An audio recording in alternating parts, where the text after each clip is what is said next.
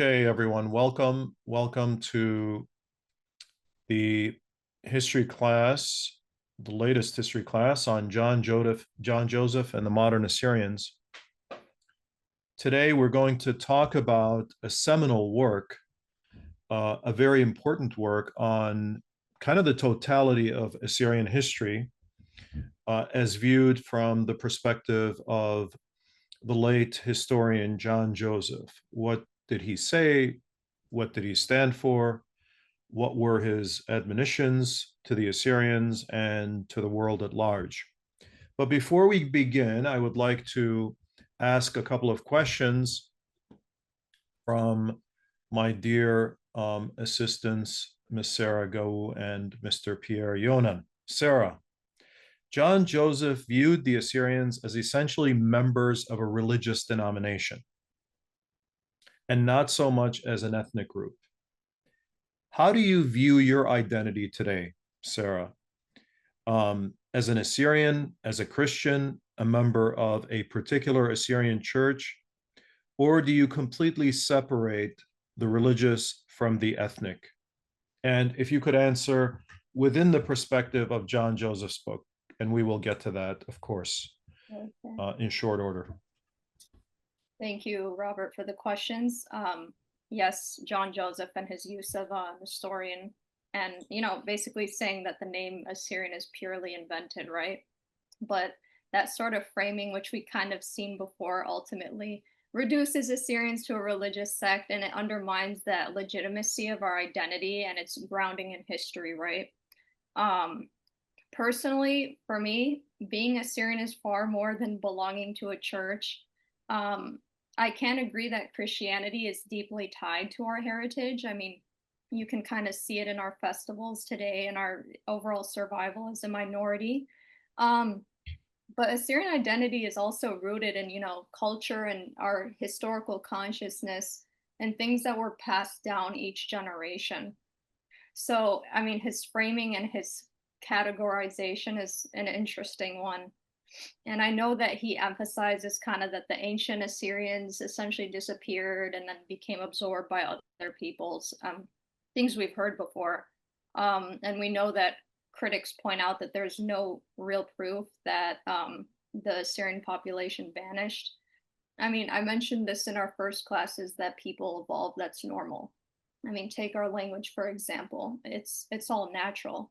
But I don't really have much to say, but it really just is another one of these narratives that casts doubt on our standing as an ethnic group. And it is kind of disappointing how our identity is kind of like almost framed as an academic construct rather than a lived like reality, with each passing generation. I do respect Joseph and his writing, but his claim that Assyrians are merely a religious group is just kind of striking to see, considering like how an Assyrian author could fall into such a pitfall. Christianity is part of my heritage, yes, but it does not, define the whole picture. For me, being an Assyrian is to assert, my membership in a people whose continuity left an indelible mark. So in short, to answer the question, I separate the two. Oh, you do separate. Okay. As we'll see, John Joseph has his own view about that. And of course, to kind of support what you're saying, I also respect John Joseph. And by the way, I knew him and I spoke to him. And so I really, although I'm going to share my disagreements with certain viewpoints, but nevertheless, I think we cannot but respect an important scholar like this. As we'll see, he exposed a lot of very important views and perspectives about Assyrian history. All right, thank you, Sarah. And this is, by the way, something for all of you to think about. How do you define your Assyrian identity? How important is the faith with that Assyrian identity? Is it something that you see that's intertwined with your Assyrian identity, or do you separate between the two? Pierre, you said this was an easy question. Let's see. John Joseph uses the term Nestorian to describe Assyrians in his PhD dissertation. The first version of the book, The Modern Assyrians, the first version of his book, sorry, and then the second one, Modern Assyrians. What is right or wrong about the use of this word Nestorian? Yeah, this is slow pitch softball as I called it. So let's think about what this word Nestorian means. So you kind of implied it in your question to Sarah. It's a religious denomination.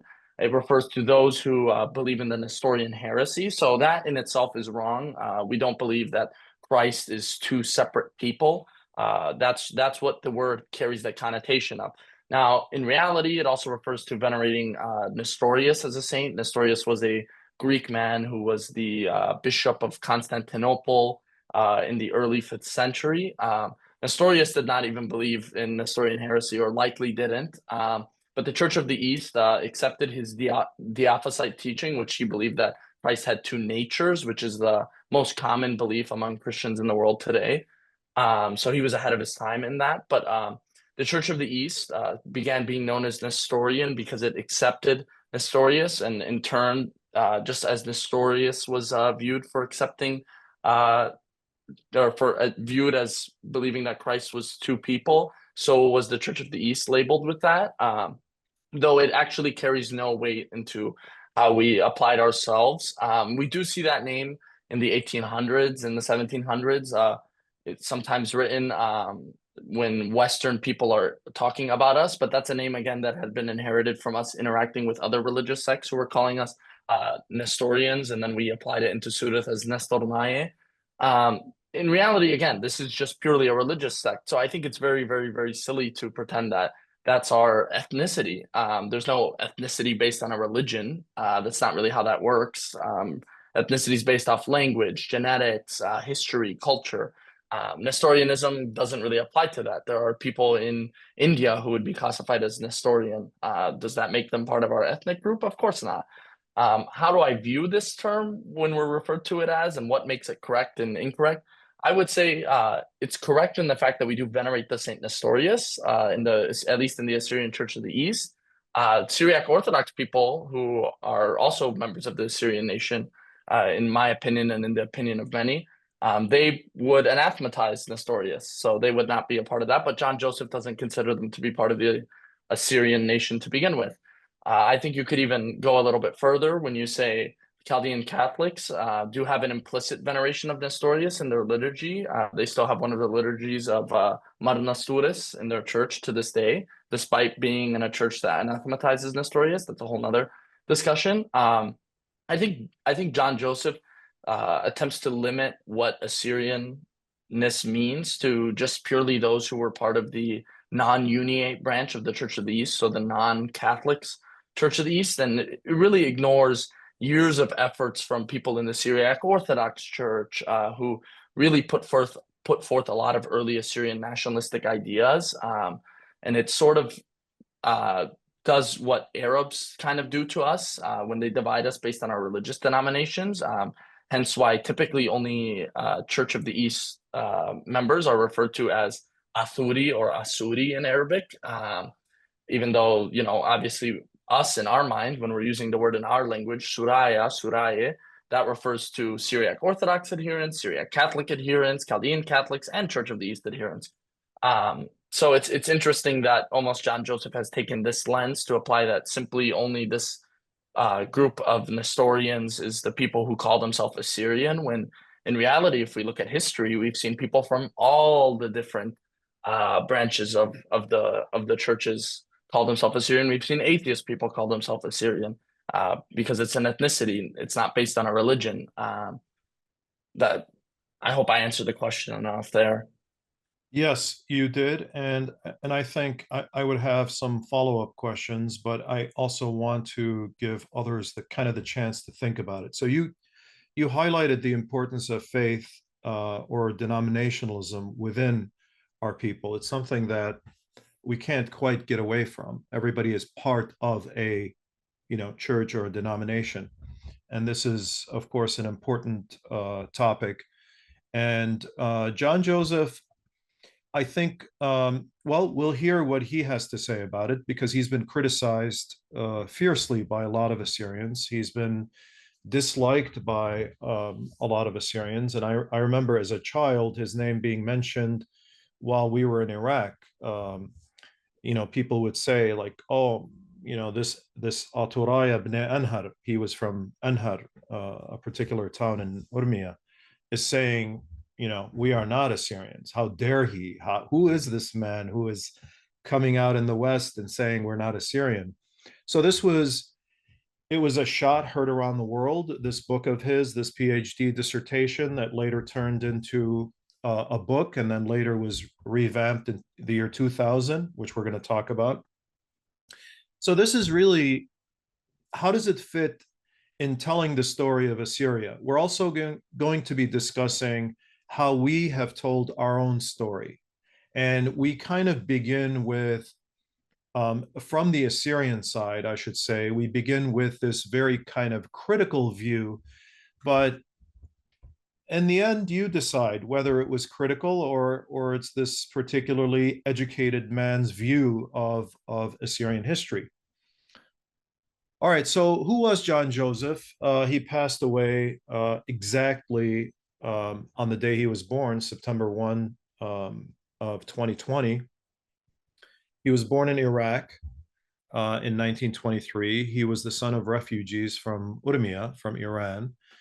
He attended the American School for Boys in Baghdad, came to the United States in 1946 and was educated, stayed largely away from the larger Assyrian community in various parts of the United States, though he was married to an Assyrian. And he inspired many students. One of them is, I'm not sure if any of you know Scott Ritter, who is the weapons inspector, who's written a lot about Iraq. He was a student of John Joseph and many others. And there's a house dedicated to him called the John Joseph International Center, or Joseph International Center, JIC, at Franklin and Marshall College, dedicated to him, that's focused on the world's languages, cultures, history, and politics. So a lot of people had a lot of respect for John Joseph, but as I said, a lot of Assyrians disagreed with his viewpoints. Now, his particular book that we're focused on had three stages. There was the dissertation, which was entitled The Last Phase of Nestorian History, written in 1957, overseen by Philip Hedti, who was, as I'll quote, defined himself as an Arab. He was a Maronite, but defined himself as an Arab and was quite taken by Arab nationalism and resurrection of the Arab spirit, as it were. So this book came in 1957, or this dissertation came in 1957. The book was published 4 years later by Princeton University Press in 1961, and this is the one that made the big splash among many Assyrians. And then there was kind of a revamping of the book in the year 2000, although it was largely the same. One Assyrian critic said basically it was a facelift of the book because the second book was entitled The Modern Assyrians of the Middle East rather than Nestorians and their Muslim neighbors. But largely the book remains the same as the dissertation. And in essence, and we're going to go over some of his main points, in essence, he says the Nestorians are not really Assyrians. And this viewpoint is, of course, expressed in different ways. And we'll see how he takes apart kind of this claim that we are Assyrian. Their history is essentially,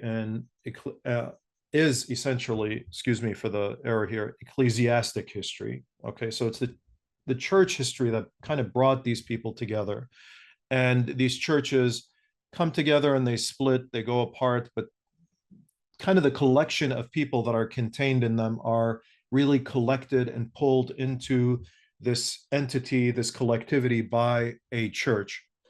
They encountered Western missionaries later and archaeologists and learned about their ethnicity. They became inspired, they became labeled, they became a different people, in effect, because of their interaction with Western missionaries. And this is Adam Becker's kind of thesis in a much more involved way, and we're going to look at his writings as well. So he also believes that they learned the wrong lessons. They were misguided. They were deluded in their thinking about the West and their interaction with Western powers. And this is something that really should be discussed much more comprehensively, much more carefully and in detail, specific interactions with the West, the British and the Americans. And so his view is that the West was not fair to them, and he has been critical of the way that he sees this vulnerable minority, of which he is a part, become sort of picked on by various powers, and as a result of their own disunity and delusions, really, of how politics and geography and diplomacy works. So in his basically the dissertation, I want to focus on some of the things he's saying about, so why are we not Assyrians? So he says, of course, the term Suraya really meant nothing more than the word Christian, really, for these people. But of course, he's wrong here, because Suraya does not merely Christian. And he says, while the word Suraya or Suryaya does not mean inhabitants of Syria, it does not mean Assyrian, as some Syriac writers have written. These writers seem to have been misled by Western authors, who in turn have been misled by Greek and Roman historians who confused the term Syrian and Assyrian. And I think this is on the part of John Joseph, bit of a failure here in understanding that there's more to it than that. The learned Martuma Odu wrote that the Greeks changed author to Asur, and then Asur was changed to Syria. Benjamin Arsanis writes that Aturaya became Asuraya or Suraya, and in the course of time, the letter Allab dropped. Many of you have heard this argument, which John Joseph opposes. The present day form, it's Suraya. While this seems plausible, it should be remembered that in the classical Syriac, Syrian and Assyrian are always differentiated by distinct words, Suraya and Aturaya. And, one time a question was asked, well, why do we have these two different words? Well, why can't we have two different words for the same thing? Why can't one word be derived in one dialect from the same word, but it transforms in a different segment, in a different part of the population, and both are being used, just as, for example, we know etymologically the word Suraya comes from Asuraya or Aturaya. Assyria and Syria are really synonyms of each other, although they became differentiated and they became separated over time. We know they're used today, but how they originated is really beyond dispute. And I don't want to go over too much of this topic, but Rollinger published a work which sort of settled this question, and Jonathan Volk has also opined on this. He's an Assyriologist. They're both Assyriologists. And they say clearly the word Suraya does come from Asur, and there should be no question as to that by now. So this kind of thinking that John Joseph expresses is set in time, and it is influenced, of course, by other forces. Arab nationalism is one of them. Not having an ethnicity in the Arab world seems to be one of them, as we will see, expressed by Philip Hitti. The religious customs. Sorry, if you don't mind, even to add something, Robert. When he was writing this, we didn't have evidence of the Çineköy inscription. Right, that's right. Which gets discovered in 1997. And for those, to keep it quick, who don't know what that is, it's a stone that we see translations between Akkadian, and I believe Luvian. And Luvian, right. you actually see that the word Assyrian, when translated to the Luvian language, actually drops the A. So if it was translated back, the word would be Suruyu, which is a direct derivative of Suraya or Suroye. So upon discovery of this, it's made scholars in modern ages a lot more confident to say that actually when Toma Audu was making his theories, and Mar Ogun Mana around the same time about the origin of the word Suraya, there's actually archaeological evidence to back up such a linguistic change. Yeah, thank you for clarifying that. I forgot the name of the that inscription. But I would say also a very important point that John Joseph misses. These terms were interchangeable for all of these people living kind of in the same area, the same demography, as it were, although they were separated by churches, and the churches pulled and pushed, the people in different directions. Really, linguistically and culturally and ethnically, they were the same people, and these terms applied equally to all of them. So one could say Suraya, Keldaya, Athuraya, these words weren't weaponized against each other as they are sometimes today. The religious customs of the Nestorians have been used as evidence as they are of Assyrian descent. So he speaks of here the Ba'ut Ninwaye, the fast of Jonah. They interpret this as thanksgiving for the salvation of their forefathers, which is true. The church literature, however, records that the rogation was initiated by a metropolitan of Kirkuk, Saurishu. True, this is very true, Karh Betsilo, in the 6th century at the time of the plague. But why did they do that? He doesn't go deeply into this, like why these people, looking at their forefathers as the Ninevites. So that's kind of left unstated. And he's saying basically, well, others do it too. It's not a big deal. Now, Philip Hitti is a very interesting person. He's the one who supervised John Joseph, and he believed that the Assyrians had disappeared. He tells us in his book, The Arabs, the Babylonians, the Assyrians, the Chaldeans, the Aramaeans, the Phoenicians, all of whose ancestors were nurtured in the Arabian Peninsula, were but are no more. The Arabs were and remain. They stand today as they stood in the past in a strategic geographical position astride one of the greatest arteries of world trade. And it was in Arabia that the ancestors of the Semitic people, the Babylonians, the Assyrians, the Chaldeans, the Amorites, Aramaeans, etc., Hebrews, Arabians, Abyssinians, had their origin.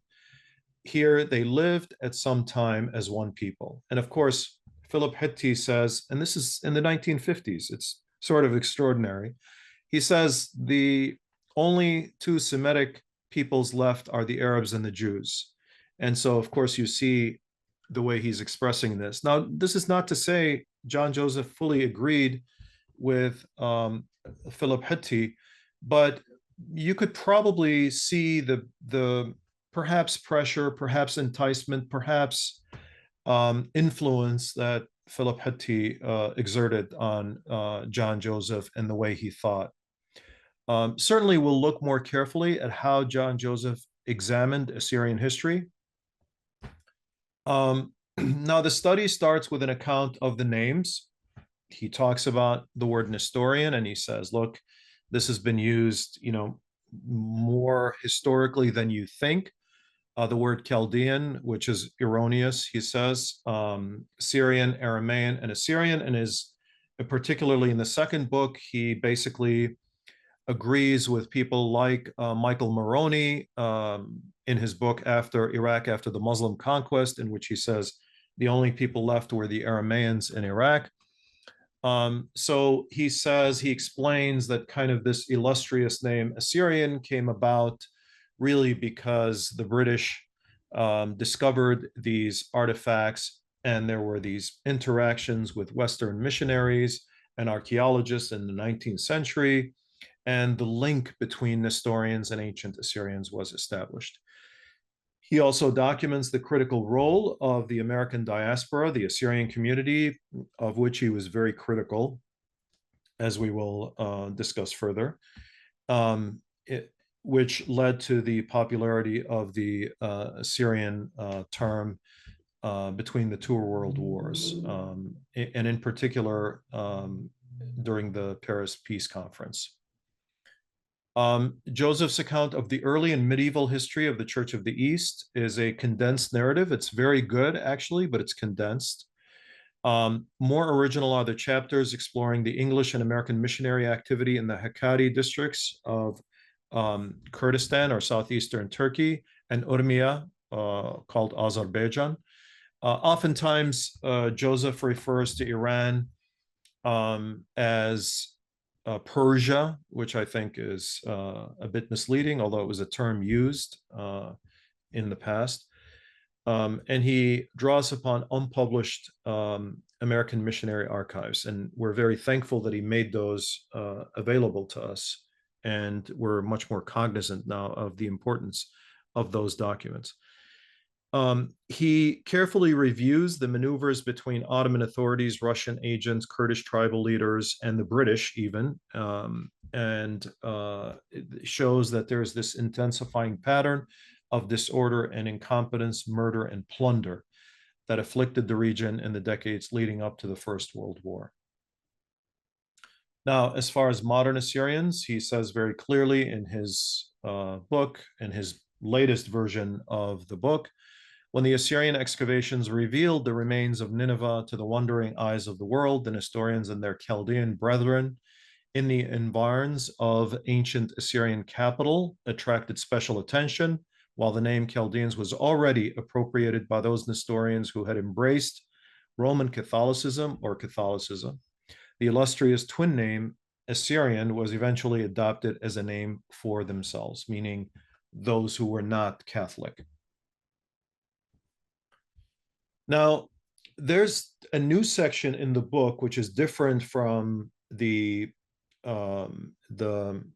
original Nestorians and their Muslim neighbors, and he critiques a few writers and goes over the writings of Assyriologists and others who have, since the earlier writing of that book, since 1960, begin writing. Of course, 40 years. In 40 years, there are new discoveries, new viewpoints, new assertions, new allegations, and so he's addressing them. And he says, modern Assyrian writers usually cite a statement that Assyriologist Sidney Smith allegedly made. So they create a straw man, as Sidney Smith said, that the ancient Assyrians disappeared. And then to disapprove Sidney Smith, cite another writer by the name of Tarn, who writes that Assyrians survived hundreds of years after the fall of their empire, showing evidence that they used Assyrian names in the city of Ashur. He cites Smith saying the Assyrians were unduly devoted to practices which can only end in racial suicide. Not sure what that means exactly, but that's what he writes. And he also disagrees with the reading of Hagarism, which has been cited by many, including myself, as proof that Assyrians did survive. And he explains regarding George Roux's book, he says, George Roux explains in what sense the ancient Assyrians disappeared, and he has it in quote marks. They were a people who had forgotten their Akkadian mother tongue, and a nation which forgets its language, forgets its past, and soon loses its identity. He's quoting George Roux here. And of course, this has been re-examined since the time that Joseph wrote, and I think afterwards too. And his position in the new book seems to be more that, okay, well, the Assyrians didn't completely disappear, but they became Aramaicized. And he quotes a number of authors, Tadmor and others, about the Aramaization of Assyria, as if this was a kind of a transformative moment in history. Of course, this is something the people who are part of the Aramaean movement, the current Aramaean movement, have fallen in love with. People like Mr. Johnny Meso, who's written a book about it, who say, well, this was a time when the Aramaeans sort of took over the state of Assyria, in that they changed and transformed and completely took Assyria and turned it into an Aramaean entity. And so there are various citations as if, there are references. The problem with this theory is that there are no sort of evidentiary document. There's no evidentiary documentation showing textual evidence for people saying we are Aramaeans. Where there is, it's a reference to the language. It's not really a reference to an entire people. And so that's what I've seen so far. And of course, others may disagree. Certainly those people who hold the viewpoint that, there was this Aramaean identity or Aramaean, certainly not Assyriologist currently. There are so many that say, well, the Aramaeans really assimilated into the Assyrian state structure and empire rather than the other way around. However, the language was used. And of course, this assertion that a nation which forgets its language, forgets its past, and soon loses its identity could be true in some cases. One would have to concede, but certainly not true in all cases. The Irish could conceivably forget the Gaelic language, but still not forget their own nationhood and their own past. And there are others who, of course, can forget the Arabic language, but not forget that they are, or can forget their Coptic language, but really feel that they are part of the Coptic community, and that's a legitimate sentiment that they could have. He's very strong, John Joseph is, in documenting the history of the missions and how the missions came to the Assyrians. And he tells us about the creation of these entities in the West. In 1799, the Church of Missionary Society, established in London. In 1810, the American Board of Commissioners in four foreign missions, established in Boston. And then the Roman Catholics began centuries before. He asserts that missionaries seem to want the native Christians to kind of suffer and to yearn for Western involvement and greater faith. And we'll see this in the writings of, for example, Asahel Grant. When an Assyrian bishop was beaten, Perkins is a missionary among the Assyrians in Urmia, noted that an Assyrian priest had tried to look up consoling passages of scripture to comfort the beaten bishop. No matter how painful these humiliations were, to the missionaries, they represented only a passing phase. Indeed, to Perkins, one could not, quote, reasonably anticipate the permanent quiet in these lands until they shall yield to the dominion of the Prince of Peace. So waiting for Christ to come and for Christianity to take place. And in the Assyrians, or the Church of the East, was viewed as kind of a springboard toward this missionary activity. And there was this kind of sentiment towards the Assyrians by people like Perkins, who would tell the Assyrians, and much of this could be debated, whether it was authentic, whether it was meant to inspire a different way of thinking, that the trials and sufferings you and your people have long endured in these lands of Mohammedan oppression, we're very sorry about that, and we're here to help. Like, we can do what we can spiritually, at any rate. So one thing that, to go back to this question of who are we talking about here, if you notice the map of all of the people being discussed here, and John Joseph, by the way, writes another book, Muslim-Christian Relations and Inter-Christian Rivalries in the Middle East, the case of the Jacobites in an age of transition, focusing on the Syriac Orthodox Church. You see in this map is the whole of what we can refer to as the Syriac-speaking or Surat-speaking people, from Urmia all the way to Tor Abdin and Mardin and Ahmed, from Van all the way to the plain of Nineveh. And this is the historic homeland of the people known as the Assyrians, of course.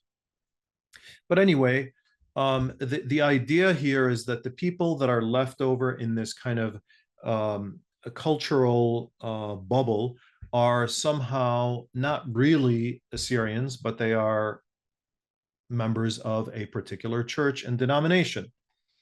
Now, Joseph also talks about, discusses the intertwining of the Ottomans and the Kurds in the area where a lot of Assyrians are living, and does a fairly good job of the interactions, not of the whole sort of situation of the where the Kurds are dominating after the Ottoman Empire begins to move eastward and takes over the areas of Hakkari and eventually conquers Baghdad at a later time in Mosul. These areas which are inaccessible, in particular the Hakkari area, though he does not discuss the history of the what are known as the Kurdish emirates, the emirate of Botan, the emirate of Hakkari, and others, some of whom, by the way, may have been Yazidis and later converted to Islam. Although he doesn't discuss that, he discusses the interaction of the Assyrians with these people and adding the factor of the missionaries and how things are complicated by the missionaries. So there is this movement that happened before even the missionaries came, which was the creation of the various, as you see in the map here, the creation of the various Kurdish emirates. In other words, in these inaccessible areas, you had the creation of these entities where the Assyrians were under the jurisdiction of various Kurdish rulers who had ruled, giving the Assyrians some type of autonomy. In certain places it was more, in certain places it was less. In Hakkari it was more, although there was recognition of the emir of Hakkari, for example. In other areas there was less. So although John Joseph does not fully discuss that, he does discuss the role of missionaries and their interaction with these Kurdish entities, and this leading to a very dangerous situation. And this is a common theme in John Joseph's book, where he discusses kind of the Assyrian interaction with Western powers. They're being misled by these Western powers or Western personalities in the form of missionaries. And one such example is Asahel Grant, who is an American missionary who comes to the Assyrian mountains or the Hakkari mountains and Urmia and wants to build, in the Hakkari mountains, he wants to build a school or a missionary house.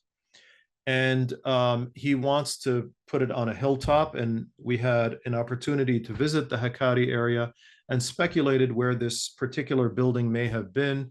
But later, when great tragedy strikes, other people were critical of Asahel Grant, saying, why did you have to build this, put this kind of school on top of a hill where people would think it's a fortress, and it's kind of a provocation of the powers that be in the area, and it may lead to conflict. And we are told that he visits the two Kurdish chiefs. He befriends two Kurdish chiefs in the area. Nurallah happens to be the emir of the Hakkari. Badr Khan happens to be the emir or the leader, the prince. Emir means prince in Arabic. Happens to be the head of the Botan confederation. And you know, this is going to be very important for the Assyrians because they rely in part on Grant to help them. And John Joseph tells us in a kind of a mocking judgment of Asahel Grant, he tells us that Grant visits with the Kurdish chief and calls him, quote, his old friend Nurallah, just before the Assyrians are attacked in 1843. He says, before Grant's departure from Ashitha, Assyrians by the hundreds, or Nestorians he uses, by the hundreds had come kissing his hand, hoping that as a result of his visit to the Khan, there might be some hope for security or of security for them. Grant, true to his principle of non-interference in local politics, would promise no such thing. He found it strange when these poor and frightened people could see no, quote, inconsistency in an ambassador for Christ taking part in the passing political events. And so he's very critical of this missionary who comes to the Assyrian homeland, who stirs trouble, as it were, by his activities, and then who says, well, I'm sorry, I can't really get involved, when he has an opportunity.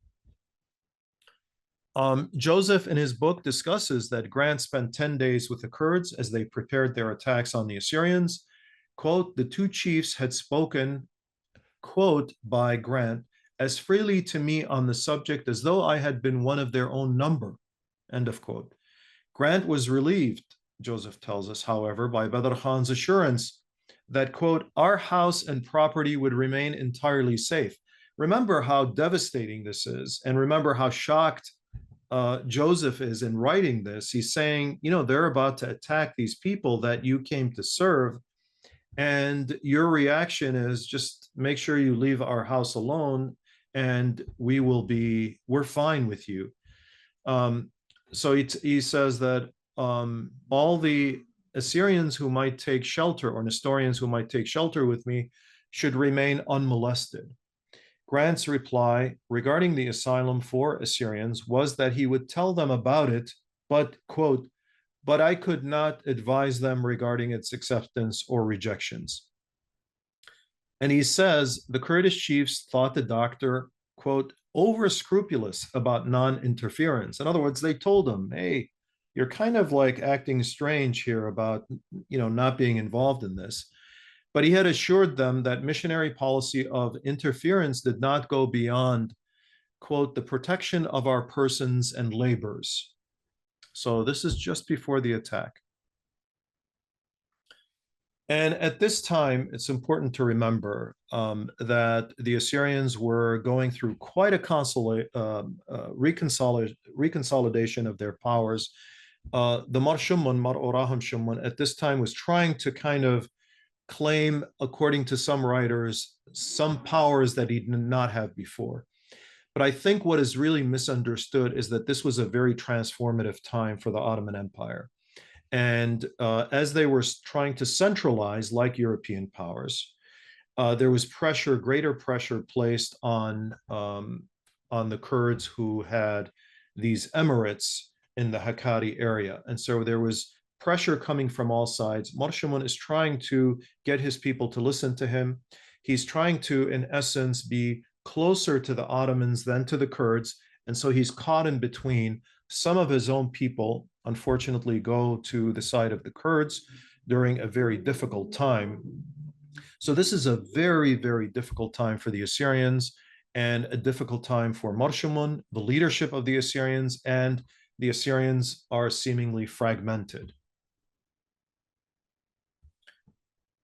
Now, after the massacre, Grant concluded with this consoling thought, quote, in our own trial for that people, let us have great consolation that we have been instrumental in some measure of awakening an interest and a spirit of prayer for them. Sadly, he had also been instrumental in inspiring fallacious hopes and exciting dangerous prejudices. A new hope seemed to kindle in their bosoms, he had written, and they eagerly drank the encouragement I presented. He's writing back to American missionaries or to the missionary board in the United States. In the name of non-interference in local politics, the zealous missionary, Joseph says, a mutual friend of the Kurdish chief and the patriarch, never offered his good offices to mediate their differences. And this is quite an indictment against an American coming in, causing all kinds of problems, according to Joseph, and yet when push came to shove, kind of pulling himself out and saying, you know, I'm an ambassador of Christ. I really have nothing to do with local politics. You guys have to sort this out. yourselves. Now, before this, it's very important to know that the Assyrians who had lived in the Hakkari were perceived to be a very powerful entity, certainly the most powerful of all the Assyrians, from the Tur Abdin to Urmia to the Nineveh plain. The people in Hakkari were revered by a number of writers here. James Rich tells us that the only Christians in the East who have maintained their independence against Muslims, to whom they have rendered themselves very formidable, are the people in the Hakkari. The men are all remarkable for their strength, size, and bravery, and it is said to be less safe to travel among them than through the Mohammedan tribes or Mohammedan tribes. They give something to the prince of Hakkari, this is Nurullah, occasionally when he conciliates and entreats them, but never by compulsion. So they're viewed as a very kind of powerful, compact entity that can raise forces, unlike other Christians, for example, in the Nineveh plain or in the area of Urmia. Not only was Grant also, having these connections with these Kurdish chiefs just prior to the conquest, but he also had to have a sense, he should have known, that there was this great plan against the Assyrians, and he was in contact with Pasha of Mosul, who was also interested in the destruction of the Assyrians of Hakkari. He was in contact with these Kurdish chiefs. So he had a sort of overall view that John Joseph is sort of criticizing.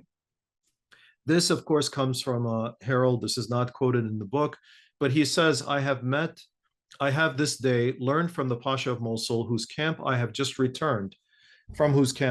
returned, that all my fears regarding the subjugation of the mountain Assyrians or Nestorians have been realized. If so, they are no longer the independent Assyrians they have hitherto been. The Pasha says that a united Turkish and Kurdish army from Van, Jazira, and Hakkari has subdued the independent Assyrians and burned the house of their patriarch. This was in 1841, 2 years before the full attack. That whole region, he says, has been the scene of war and commotion, but the Assyrians, he repeated, with seeming exultation, are now conquered. So the perception that people had of the Assyrians having this sort of independent or semi-independent status is coming to an end, according to Grant. You'll perhaps be surprised to know that the American consulate, in shifting now to very modern times, a very current day, that there is a Grant house in the American consulate in Erbil. And nowhere is it mentioned, of course, that Grant had something to do with or had interacted with Assyrian Christians in the Hakkari Mountains or anywhere else. But we're told that the Grant House is a home to the office of the Consul General. Grant House is named in honor of Dr. Asahel Grant and Judith Campbell. By the way, there's a very interesting book written on Grant and his obsession with, he was a doctor, of course, in addition to being a missionary, his obsession with bloodletting. He engaged oftentimes in piercing people to let out blood, because at that time it was thought that this was a way to cure people. Through their work, they befriended people of all faiths and cultures in the lands between Mosul, Urmia, and Hakkari. Laid to eternal rest at St. Thomas Church in Mosul, he had died of typhus in Mosul and was not able to continue with his mission.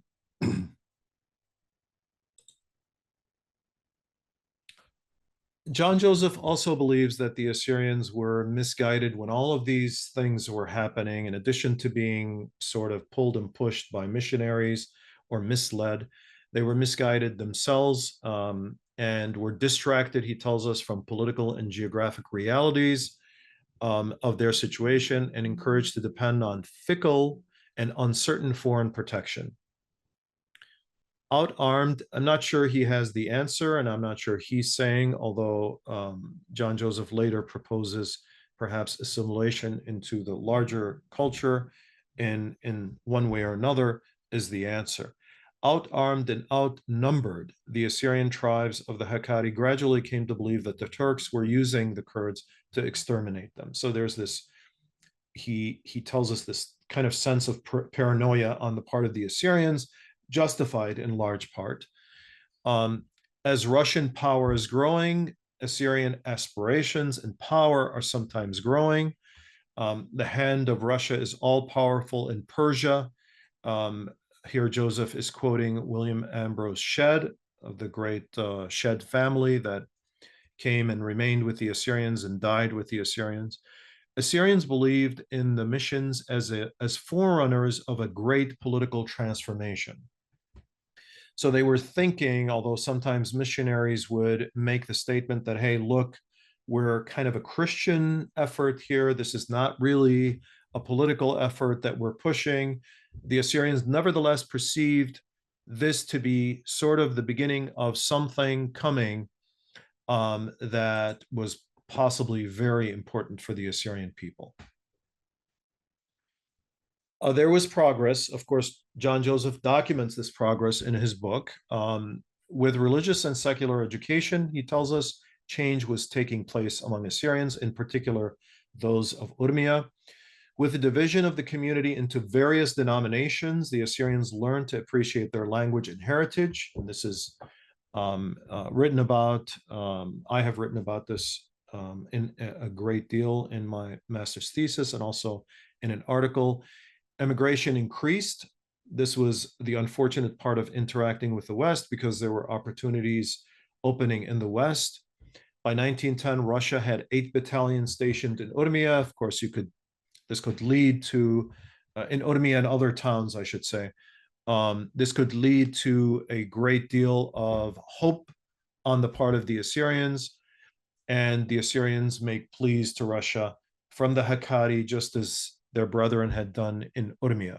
And of course, many Assyrians at this time, prior to the First World War, actually from the Church of the East converted to the Russian Orthodox Church. And we still have members who are Assyrians who are members of the Russian Orthodox Church.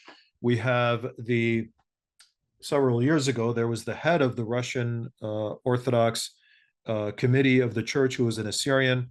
I believe he's still around. I had met him years ago, and everyone knew he was an Assyrian, but he's a member of the Russian Orthodox Church. The First World War, of course, without going into a great amount of detail, is detailed by John Joseph, although he doesn't go into it, for example, in the manner that Joseph Bibliakou goes into in The Year of the Sword, his book.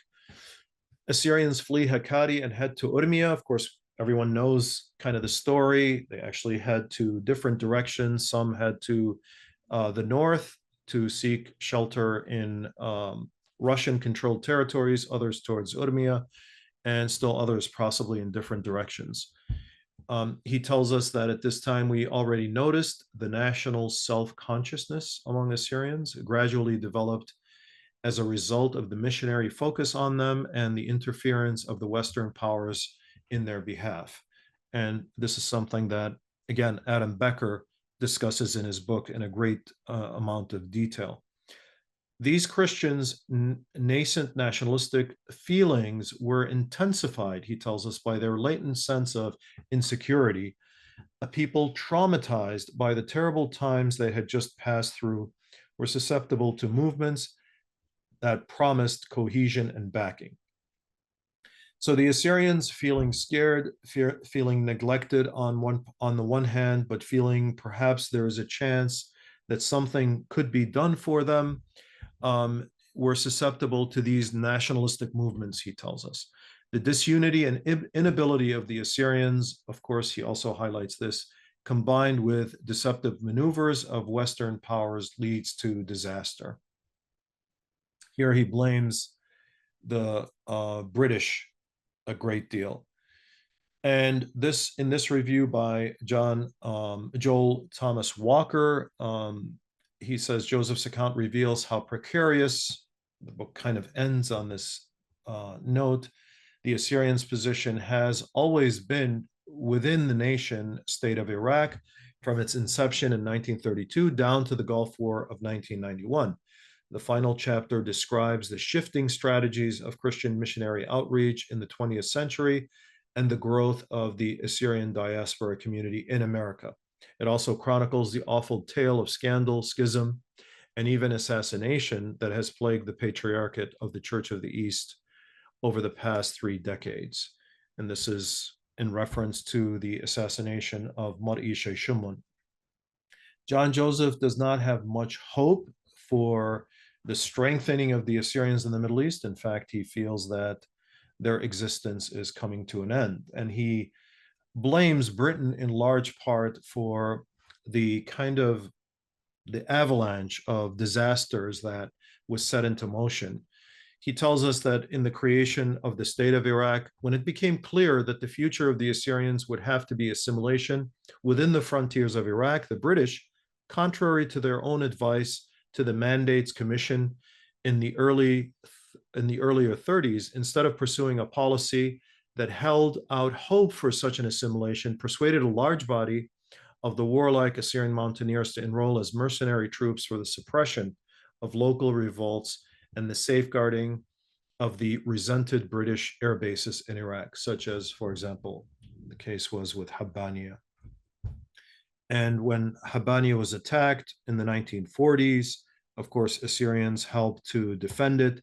This was about a decade after the massacre that took place in Semele in 1933. Now, John Joseph has been attacked by many Assyrians. By the way, he does a very good job in showing the role of the British, the game that the British played against the Assyrians. But he was attacked mainly, really, as a result of his view when it came to identity. His refusal to see the continuity that many Assyrians see in their history, from the ancient to the modern, led many Assyrians to criticize him. And he, in one of the Assyrian magazines called Zinda, published by Mr. Wilfred Alkhas in October 2004, he says, "We have an illustrious history. We have an illustrious history as Christians, as speakers of the Aramaic language for centuries, as descendants of a number of great nations in the distant past. United with our other Christian brethren, the Syrioi and the Chaldeans," meaning Syriac Orthodox and the Chaldeans, "we, who are also called ourselves Suraya or Syrioi in my boyhood days, and still do, can fight for our basic human rights in the land of our ancestors, and we will be respected for it." So his position was, in many conversations I had with John Joseph, that we have to be reasonable in our demands. We can't be overly ambitious when it comes to interacting with many of these governments. We need to be careful in what we demand, and we should not be at all costs misled by Western powers into asking for too much and setting ourselves up, in his opinion, for failure. And Dr. John Pierre Amir said, and I think this is worth quoting, and this was in the context of a debate between a number of people going back and forth, some who supported John Joseph and others who didn't, says the most important point to make in this review is to encourage readers towards this outstanding work of scholarship. Scholars of the Middle East will find that it contains a wealth of information with comprehensive footnotes and a bibliography as extensive as one would wish. I absolutely agree with that. And many books have come after that, I think, don't have the touch that John Joseph does, and of course, minus the discussion that we're having about continuity. For Assyrians of my generation, my children's generation, and my grandchildren's generation, this book is required. Nothing compares to it in presenting a clear, detailed, and balanced narration and summary of our recent history.